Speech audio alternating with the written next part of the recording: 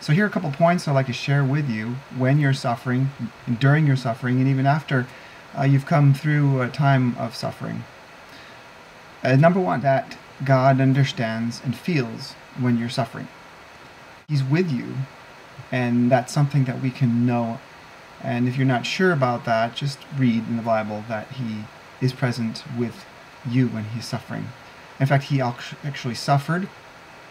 When He suffered, He was without guilt, without blame, without sin, we can say. And this is how we can identify with God, since we know that He suffered in His time when He was here on earth as God. In the same way He has suffered in the form of Christ, we know that He is with us and He's present when we suffer. Secondly, it's really okay to tell God the truth. In Psalms, David is constantly saying, God, why did you let the evil happen to me? And why is the evil person getting the upper hand? And why do you let me suffer? And why do you let them suffer? And he's actually telling God, he's saying, hey, I'm unhappy with the situation, and I would like to tell you about it. And he's telling God how unhappy he is about different situations. And he's bringing his protest before God. And sometimes in our lives we need to get messy with God before it actually gets better. We need to tell Him what we're feeling about and what we're thinking about, where there's hurts and pains in relationships, and simply let our feelings out in the form of prayers about what we're going through, how we're feeling, and about what you're suffering about in that particular time. Remember, God knows about the suffering, and He's with you during that suffering.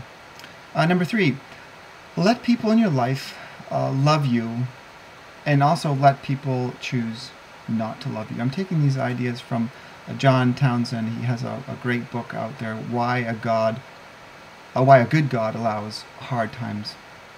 And it's from his book called Where is God? And he talks about the fact that we have freedom to love and freedom not to love. I have a freedom to love people, to love myself, to love other people. People have a freedom to love themselves and to love me in return. And we need to allow people the freedom to either love us or not love us, or even like us and not like us. And it just means that we don't have to chase people down to love them or even like them. And interesting, some of the things that John Townsend talks about is the fact that we have, as individuals, the ability to love, and also to love others, and also to hurt them. And that's the freedom that we have. Then also, other people have the ability to choose to love and then to hurt us. And many times it's the huge question of why God you allow suffering in our lives. And there's a question of, there's so much pain in this world. There's disasters, there's famines, there's earthquakes, there's typhoons, there's natural disasters, and why, God, do you allow this to happen? And the point is not necessarily look and blame God for it, the fact that we live in this earth, that it happens, and it's not something that we must blame God for. So it happens because it's not a choice that me and you and I can control. It's just something that is a natural disaster. And by all means, God does not need to be blamed for these natural disasters. Number four, again, these are skills needed to have when you're suffering. Number four is the way that you relate to God will determine to a large extent the way that you navigate through hard times. So for instance, your family and your dating and your job, or job loss. And so the point is that we need to know God well. And we need to know God accurately. And in fact, we need to adjust in our minds, in our minds, in our heads, how we think about God, how we understand God, and how He's working in our life, and who God is. That alone takes time.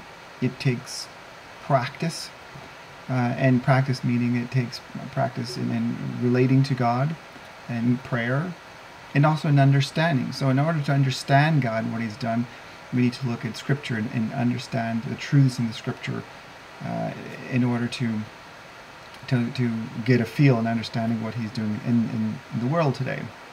So, number one was that to know that God understands and he feels when you're suffering. Number two, it's really okay to tell God the truth. So tell God the truth like David did in the Psalms. Number three was let people in your life love you or not love you.